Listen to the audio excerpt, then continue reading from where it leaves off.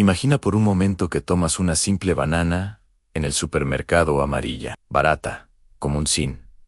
Imaginar que esta fruta, aparentemente inofensiva, alguna vez moldeó el destino de naciones enteras. Una banana parece inocente, casi cómica.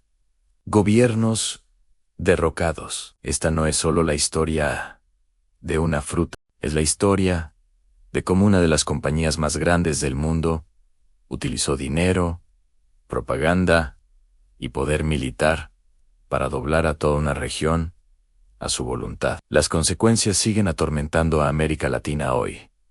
Para entender la magnitud de esta historia, cuando Estados Unidos crecía rápidamente y la clase media buscaba nuevos productos exóticos, las bananas eran baratas, nutritivas y diferentes a todo lo que los estadounidenses habían probado antes. Un hombre llamado Minor Keith comenzó a construir ferrocarriles en Costa Rica y descubrió que plantar bananas a lo largo de las vías era más rentable que los propios trenes. Esta idea se convirtió en una asociación con otros empresarios, formando lo que más tarde sería la infame United Fruit Company, una corporación tan poderosa que eventualmente ganaría el apodo de El Pulpo, porque sus tentáculos alcanzaban cada parte de la sociedad en la política, los medios, la tierra e incluso la política exterior. Para la gente de Centroamérica, esta compañía se convertiría tanto en una fuente de empleo como en la arquitecta de su sufrimiento. United Fruit no solo compraba tierras, compraba las mejores tierras,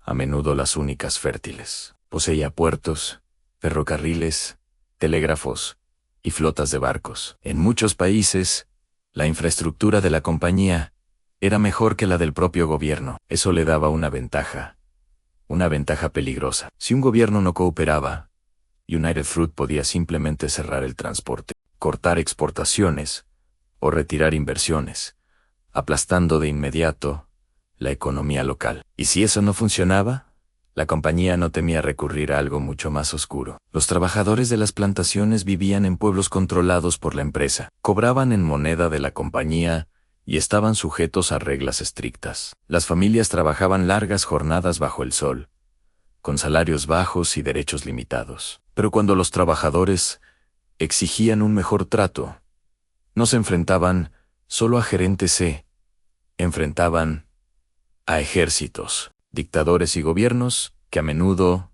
eran financiados o influenciados por la propia United Fruit. Uno de los eventos más infames ocurrió en Colombia en 1928. Los trabajadores de las plantaciones comenzaron a hacer huelga por demandas humanas básicas. Una semana laboral de 6 días, atención médica y pago en dinero real, en lugar de fichas de la compañía. En lugar de negociar, el gobierno colombiano, presionado por United Fruit y temeroso de que el ejército estadounidense pudiera intervenir, envió soldados para romper la huelga. Lo que siguió se conocería como la masacre de las bananeras. Cientos de trabajadores, algunos con sus familias, fueron asesinados a tiros en la plaza del pueblo. El número exacto aún se debate porque los registros desaparecieron, pero el mensaje fue claro: desafiar a United Fruit podía costar la vida. Esta masacre se convirtió en una cicatriz en la historia de Colombia y en un símbolo de la brutalidad corporativa. Pero la mayor demostración de poder de la compañía llegó en Guatemala en la década de 1950. El presidente, democráticamente elegido, Jacobo Arbenz, creía que el futuro de su país dependía de la reforma agraria. Más de la mitad de las tierras cultivables de Guatemala pertenecían a United Fruit y la mayoría ni siquiera se utilizaba. Arbenz aprobó una ley para comprar esas tierras ociosas y entregarlas a campesinos pobres. La oferta era justa. Pagaría el mismo valor que la compañía había declarado para fines fiscales. Pero la empresa entró en pánico. Si otros países seguían el ejemplo de Guatemala, todo su imperio colapsaría. Así que United Fruit lanzó una de las campañas de propaganda más sofisticadas del siglo. Contrató expertos en relaciones públicas, presionó a políticos estadounidenses y retrató a Arbenz como una amenaza comunista durante la Guerra Fría. El gobierno de Estados Unidos, convencido o manipulado por United Fruit, envió a la CIA a ejecutar una operación encubierta. En 1954 comenzó la operación PBSUCCES.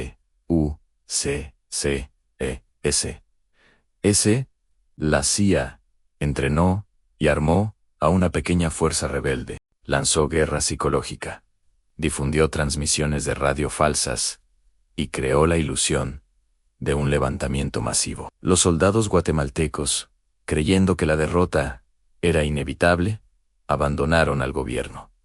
Arbenz renunció para evitar un baño de sangre. Una dictadura militar lo reemplazó, revirtió las reformas y le devolvió a United Fruit todo lo que quería. Para Guatemala, esto marcó el inicio de décadas de guerra civil, violencia e inestabilidad política. Para United Fruit, fue la prueba de que una empresa podía derrocar a un gobierno simplemente porque amenazaba sus ganancias. Con el paso de las décadas, el término República Bananera entró en el vocabulario global. Originalmente describía países cuyos gobiernos estaban controlados por corporaciones extranjeras, donde la democracia era frágil y la corrupción era normal. Estas naciones, Honduras, Guatemala, Costa Rica, Panamá, tenían culturas ricas y comunidades fuertes, mucho antes de la llegada de las bananas. Pero United Fruit las convirtió en rehenes económicos, dependientes de un solo cultivo y vulnerables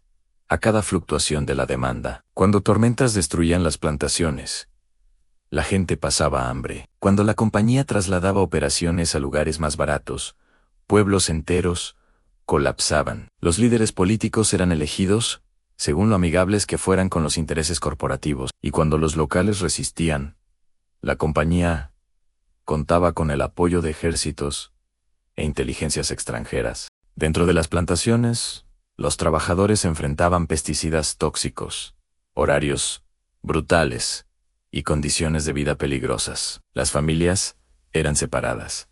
Los sindicatos aplastados y enfermedades se propagaban en los campos debido a los químicos rociados desde aviones. Mientras tanto, la compañía promocionaba las bananas en Estados Unidos como símbolos de paraíso tropical, diversión e inocencia. La verdad del sufrimiento detrás de cada fruta se ocultaba cuidadosamente de los consumidores. El desequilibrio de poder era tan extremo que algunos historiadores argumentan que United Fruit operaba como un país propio. Tenía un ejército, diplomáticos, una máquina de propaganda y control económico sobre millones de vidas. Con el tiempo, la corrupción, los escándalos y la presión pública debilitaron a la compañía.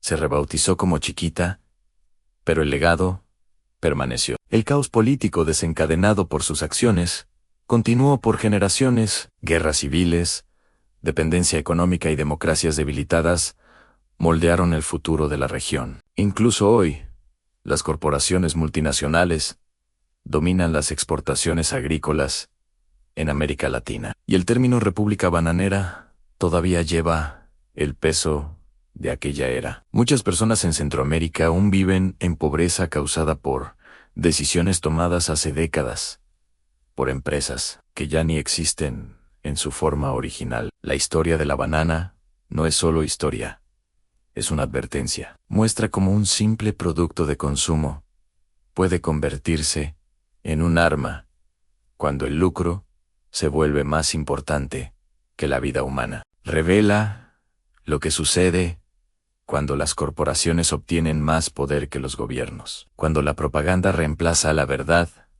y cuando el mundo ignora el sufrimiento porque está oculto detrás de algo tan común como una fruta. La banana no rompió América Latina por sí sola. Fue la codicia detrás de ella la que dejó a la región herida por generaciones. Y al observar a las corporaciones modernas más grandes, más ricas y más globales que nunca, debemos preguntarnos si el mundo realmente aprendió de esta historia, o si nuevos imperios bananeros están surgiendo silenciosamente una vez más.